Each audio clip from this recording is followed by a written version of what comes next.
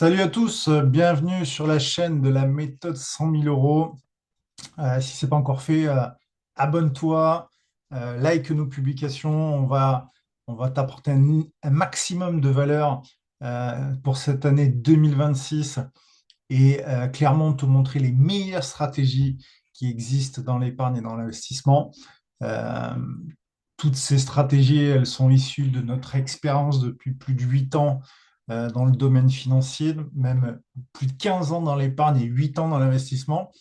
Et clairement, on a pu mesurer depuis toutes ces années clairement ce qui marche pas. On voit beaucoup de choses sur les réseaux sociaux. Et aujourd'hui, on va notamment te parler de pourquoi tu perds de l'argent chaque jour et ce qui est pour nous le meilleur écosystème et le meilleur schéma financier à mettre en place en 2026. Alors, pourquoi tu fais partie des 90% des gens aujourd'hui qui perdent de l'argent? Ben, il y a trois raisons. Il y a l'inflation, et on va voir dans le temps, et notamment sur ces dernières années, l'impact qu'elle a eu. On va parler de stratégie d'épargne, et on va voir que finalement, ce qui compte, c'est pas ton niveau de salaire, c'est ce que tu gardes et surtout les placements utilisés parce qu'aujourd'hui, beaucoup confient leur argent et clairement, avec cette façon de procéder, ils ne s'enrichiront jamais. Alors, on commence. Donc déjà, te parler un petit peu de nous. Donc avec Clément, on, on est associés, notamment, tu vas pouvoir nous retrouver sur Insta, tu vas pouvoir nous retrouver sur LinkedIn. On appartient à un groupe physique d'entreprises, notamment à Mérignac, qui est à côté de Bordeaux. Moi, je suis notamment conseiller en investissement financier. J'ai longtemps été salarié, notamment dans le milieu de la logistique. Et pendant de nombreuses années, à côté de mon job salarié, je me suis formé, j'ai investi, j'ai appris. Et aujourd'hui, je délivre ce qui pour moi est le meilleur. Donc, tu vois, moi, je suis originaire de la Gironde, de Bordeaux. Et j'aime à rappeler qu'à 24 ans, je gagnais moins que le SMIC. Je vivais avec une maman de deux enfants et chaque mois, je perdais de l'argent. On était vraiment dans un schéma de vie qui, financièrement, était très mauvais. Notre entourage était vraiment dans cette dynamique, malheureusement très pauvre, toujours dans le manque. Et c'est vrai que ben, on avait cette capacité à se créer des problèmes, cette capacité à être toujours finalement dans c'est quoi la prochaine merde qui va nous tomber sur la tête. Euh, et à cet âge-là, je comprends que si je ne change pas les choses, clairement, je serai pauvre toute ma vie. Donc, à 24 ans, je commence à épargner, je commence à lire des livres, notamment sur la retraite. Alors, à cet âge-là, ça peut paraître un peu dingue et je ne te cache pas que mes amis de l'époque me prenaient un petit peu pour un fou, mais toute cette dynamique a fait que aujourd'hui, j'en suis là au niveau financier qui me permet de faire beaucoup de choses et je vais t'expliquer par la suite comment j'ai fait. Donc à 24 ans, je l'ai dit, je commencerai à épargner. Deuxième élément important, je me sépare de ma compagne de l'époque, de mon ancienne vie, euh, parce que on n'aurait jamais pu avancer en termes d'état d'esprit, en termes de construction. Et c'est vrai que la nouvelle personne avec qui je mets, eh bien, on est aligné sur la partie épargne. Et ça, déjà, ça va être quelque chose qui va radicalement changer les choses. Donc, à 27 ans, j'ai déjà plusieurs années derrière moi où j'ai appris à épargner. Et même en étant au SMIC, j'ai réussi à épargner. Ça a demandé une maîtrise de chaque euro. Mais c'est vrai qu'aujourd'hui, quand on me dit, avec 2005 net, j'arrive pas à épargner, moi, j'aime à rappeler que moi, avec moins que le SMIC, j'y arrivais. Donc tout est possible. La réalité, c'est juste que ton niveau de vie, il est trop élevé si à un moment donné, avec 2005, tu n'es pas dans la capacité de pouvoir épargner. Donc à 27 ans, on a cette nouvelle dynamique, on met plein de choses en commun. À 28 ans, on achète ensemble donc, notre premier appartement à Bordeaux, notre résidence principale. Euh, Plusieurs années après, à 31 ans, je comprends que le salariat, c'est pas quelque chose que je veux faire toute ma vie. C'est quelque chose qui pèse. Et pour moi, je prends conscience déjà depuis plusieurs années que pour moi, le CDI, c'est pas du tout une sécurité. Il suffit que tu aies un accident de vie, il suffit que tu perds ton job. Le salariat te protège de rien du tout. Et donc, je comprends qu'il faut investir en bourse, en crypto, pour commencer à se générer de nouveaux revenus. Et ça me donne des idées même pour la suite, parce qu'à 34 ans, je commence à écrire mon premier livre, Comment épargner 100 000 euros. Pourquoi ce livre? Parce que je me rends compte qu'autour de moi, il n'y a pas tant de monde que ça qui ont atteint ce niveau de patrimoine financier hors immobilier. C'est un cap important. 100 000 euros, ça permet de commencer à faire plein de choses, ça permet de commencer à investir dans l'immobilier.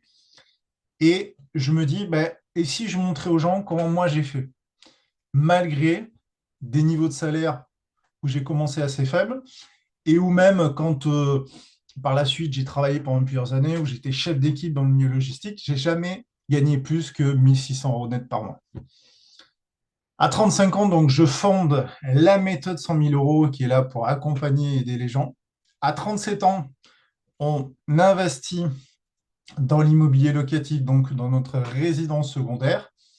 Et aujourd'hui, à 39 ans, donc, j'ai lancé le club business qui a maintenant un an et demi d'expérience, mais où là, vraiment, on va plus sur du haut de gamme, avec une cinquantaine de personnes qui sont aujourd'hui dans la même dynamique aujourd'hui que nous, qui est l'enrichissement, la création de revenus, euh, la liberté financière, évidemment, mais c'est surtout pouvoir, à un moment donné, se détacher de son job principal et de pouvoir finalement gérer son temps comme on l'entend. Alors, j'ai commencé à le dire au début, aujourd'hui, vous perdez de l'argent chaque jour. Pourquoi? Raison numéro une, l'inflation. En 2022, l'inflation en France était de 5,9%, quand le livret A, lui, était d'environ 1,5%. Donc, il faut se rappeler que le livret A, aujourd'hui, la performance du livret A est décidée par l'État. Donc, en 2022, à cause de l'inflation, l'argent que tu avais de placé sur ton livret A, ben, en réalité, tu perdais de l'argent. Par exemple, pour tes achats pour aller faire les courses, pour le carburant, en réalité, ben là, tu perdais de l'argent. En 2003, pareil. L'inflation en France était de 4,9%, alors que le livret A était seulement de 3%. Donc, 2 années où le livret A, qui est censé donc compenser l'effet d'inflation, bah, là, il ne le compensait pas du tout. Et donc, on a enchaîné 2 années. Là, on va aller sur 2 années positives. Donc, tu vas me dire, bon, déjà, c'est mieux, certes. En 2024, l'inflation en France était de 2% et le livret A était d'environ 3%. Donc là, le livret A te permettait de compenser l'inflation et gagner un peu d'argent. Pareil en 2025. En réalité, j'ai regardé sur les 10 dernières années. Sur les 10 dernières années, pendant 7 ans, l'inflation a été supérieure au livret A. Donc pendant 7 ans, vous avez perdu de l'argent. Déjà que le livret A ne vous rapporte pas beaucoup, mais en plus, pendant 7 ans, vous avez perdu de l'argent.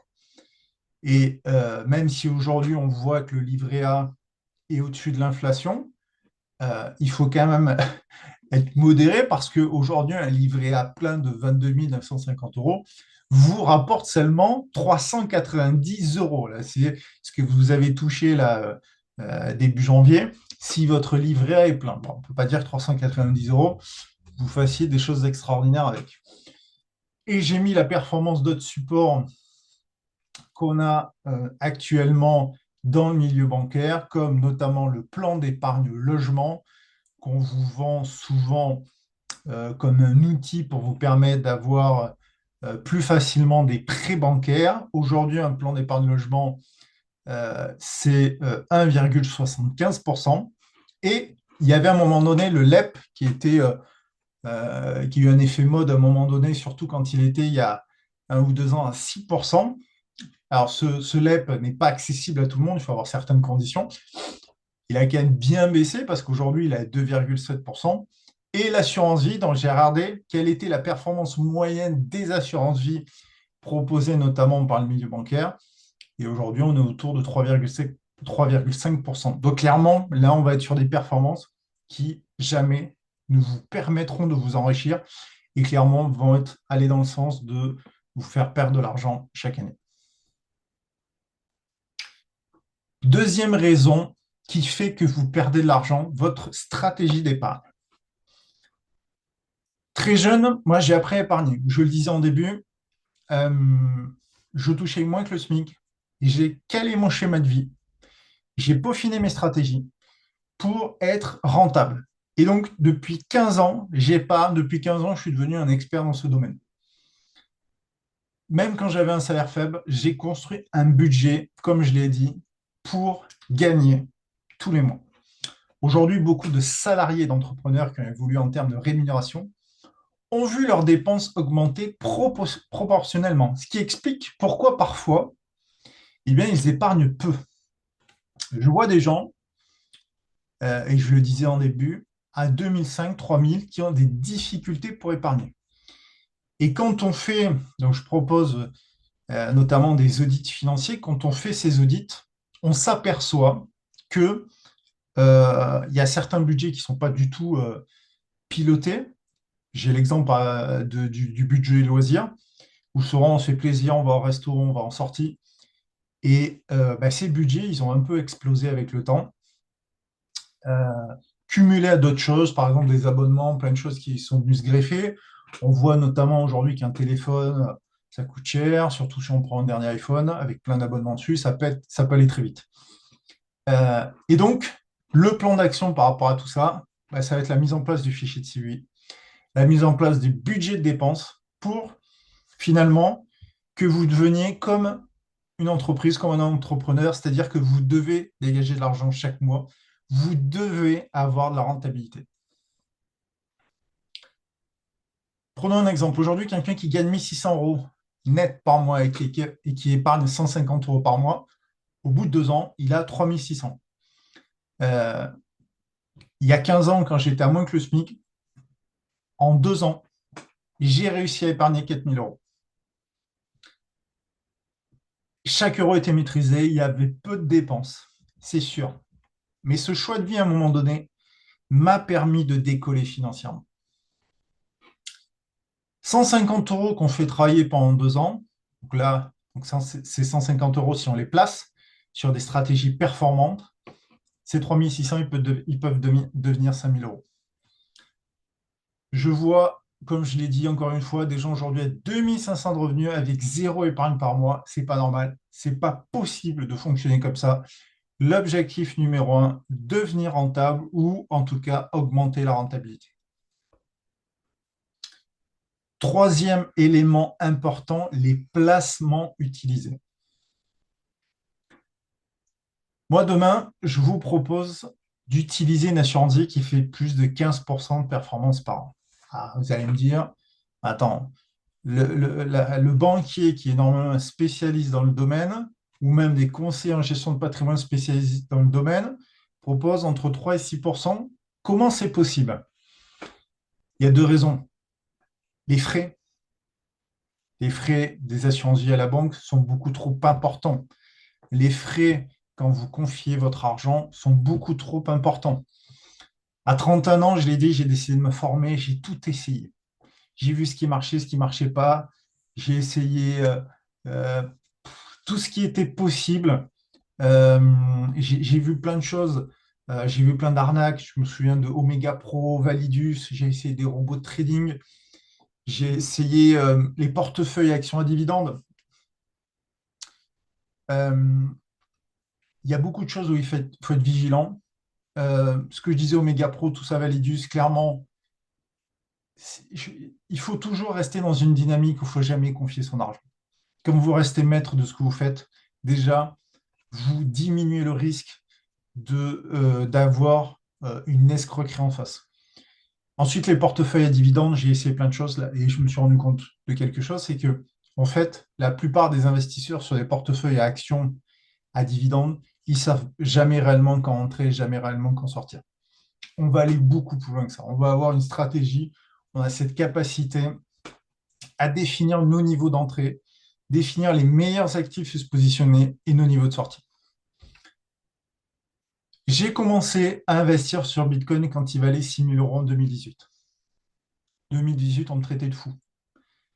Ce qui est drôle d'ailleurs, c'est que en 2018, certains qui me traitaient de fou, aujourd'hui me demandent comment on fait. Ça prouve aussi sur la crypto à quel point ça a changé, à quel point 2025 a été notamment une année phare où les États-Unis en ont fait une réserve de valeur. À 31 ans, j'avais compris une chose. Pour m'enrichir, il ne fallait pas utiliser les placements de mon banquier ou de mon conseiller en gestion de patrimoine, car trop de frais, pas assez de performance. Si demain vous placez 10 000 € sur un livret A et que vous mettez chaque mois 200 €, au bout de 10 ans, vous avez 40 500 €. Si demain vous placez 10 000 € sur une assurance vie chez un CGP qui arrive à faire du 6% et que vous mettez chaque mois 200 €, au bout de 10 ans, vous avez 55 500 €. Si demain vous utilisez l'assurance vie que j'ai et la stratégie surtout évidemment qu'il y a dessus, si vous mettez 10 000 € et que vous placez 200 € par mois, au bout de 10 ans, vous avez 92 000 €. Donc, vous faites quasiment x2, vous faites plus de x2 au livret A et vous faites quasiment x2 au CGP. Mon assurance vie est actuellement à plus 61% de performance en 3 ans. Comment c'est possible? J'ai déjà commencé à le dire précédemment. Il y a 3 atouts stratégiques. Premièrement, vous allez tout comprendre et gérer par vous-même. Sur la plupart des placements ou assurances vie des banques classiques, la plupart du temps, on ne comprend rien. On a peu de retours de communication sur les réelles stratégies et en fait, on se rend compte que ces gens, ils passent très peu de temps sur notre portefeuille. Et ceux qui placent leur argent chez un CGP, ça leur coûte de l'argent alors qu'ils peuvent faire mieux en y passant autant de temps. C'est ça la réalité. Deuxième atout stratégique, très peu de frais. Actuellement, sur une banque classique, une assurance vie a des frais d'entrée, des frais de versement, des frais sur gestion pilotée. On va réduire tout ça, clairement. On va faire du jour. Sur une assurance vie classique, vous envoyez de l'argent sur le contrat, tout de suite, vous perdez de l'argent parce que tout de suite, vous avez des frais. Ça aussi, on dégage. Et troisième atout stratégique, on va utiliser une stratégie très productive que vous allez pouvoir utiliser en 30 minutes par mois. Souvent, on me dit, mais est-ce que avoir une telle performance, c'est pas risqué? Et moi, ma réponse, elle est très simple, c'est que quand vous savez quand et où entrer, quand vous savez quand et où sortir, là, le risque est maîtrisé. C'est ça la réalité. Tout le reste, c'est du blabla. Quand on vous dit, il faut un portefeuille diversifié pour gérer le risque. Mais quand on vous propose ça, c'est parce que la personne elle-même ne sait pas où se positionner à l'instant T. Tout l'objectif, nous, ça va être d'aller beaucoup plus loin, que ce soit en bourse ou en crypto, ça va être là, aujourd'hui, à l'heure où on parle, où est-ce qu'on se positionne? Où est-ce qu'on entre? Dans 2 mois, où est-ce qu'on sera? Où est-ce qu'on sortira? Sur notre assurance vie, on va utiliser les ETF. Je vous l'ai dit, j'ai testé les portefeuilles à dividendes, j'ai testé les portefeuilles avec ETF. Pour moi, l'ETF, c'est avoir tous les avantages sans les inconvénients. Pourquoi? Parce que déjà, vous allez avoir quelque chose qui a très peu de frais. Vous allez avoir un support qui réplique un indice. Donc, très facile, beaucoup plus facile à gérer qu'une action. Parce qu'une action dans le temps, si demain vous investissez dans Alphabet, LVMH ou Mastercard, bah déjà, une entreprise peut être remplacée par une autre en termes de technologie. C'est ça la réalité. Demain, Google, Alphabet peut très bien être remplacé par OpenAI et ChatGPT. C'est d'ailleurs c'est d'ailleurs ce qui est en train de se passer. Euh, un ETF va toujours être porté par les actions les plus performantes. Donc, il y a un remplacement qui se fait de façon naturelle. Euh, et je le disais, c'est beaucoup plus facile à gérer. On va être en capacité de voir quand on est dans une bonne phase et quand on entre dans un marché baissier, on va pouvoir gérer ça aussi. On va pouvoir gérer notre sortie pour éviter toutes ces mauvaises phases. Un ETF, donc c'est quoi? C'est un panier d'actions. Par exemple, le TF SP500 va nous permettre d'investir sur toutes les entreprises américaines. Il existe des ETF pour plein d'autres pays. On a l'Inde, on a la Chine. Il existe des ETF sur l'or, sur les matières premières. D'ailleurs, cette année, on a eu cette capacité à rentrer sur l'or. En avril 2025, j'ai dit aux membres du club privé, je rentre sur l'or. plein de gens m'expliquaient que c'était trop cher. Mais nos outils, notre analyse de la situation nous disait qu'il y avait un potentiel. Et c'est grâce notamment à l'or qu'on a fait une énorme performance. Mi-novembre, on est rentré sur les matières premières et on est déjà à plus 12% sur ce support, sur notre assurance vie. Euh, c'est vraiment toute notre capacité à savoir quand entrer qui va faire la différence. Ce genre d'outil va nous permettre de réduire le risque en investissement, en investissant sur plein d'actifs en même temps. Et oui, parce que quand vous êtes sur un ETF, vous investissez sur tous les actions de l'ETF SP500. Même si il y a une pondération, même si c'est les plus grosses qui pèsent dans l'ETF. Parce qu'évidemment, des entreprises comme Google, Meta, Nvidia, aujourd'hui, c'est celles qui pèsent le plus. Mais néanmoins, vous, vous avez une maîtrise du risque qui est beaucoup plus forte que quelqu'un qui investit sur des actions propres qui peut très bien s'effondrer du jour au lendemain. Il va nous permettre, les ETF, d'identifier les points d'entrée et les points de sortie, c'est ce que je disais, très peu de frais, et d'identifier les actifs à haut potentiel. Demain, vous pouvez avoir une assurance vie avec dessus des entreprises américaines, de l'or, des métaux précieux, et surtout, c'est vous qui la gérez. Quand on fait le bilan de tout le processus qu'on a vu ensemble, épargne, bourse, crypto, quand vous mettez en place tout ça, eh bien, les résultats qu'on a sur plusieurs dizaines de membres, c'est doubler son patrimoine financier en 2 ans. Dis-moi ce que tu as pensé de cette présentation, donne-moi ton avis. Euh, on a envie d'apporter énormément de valeur et je vous dis à très bientôt pour la prochaine vidéo.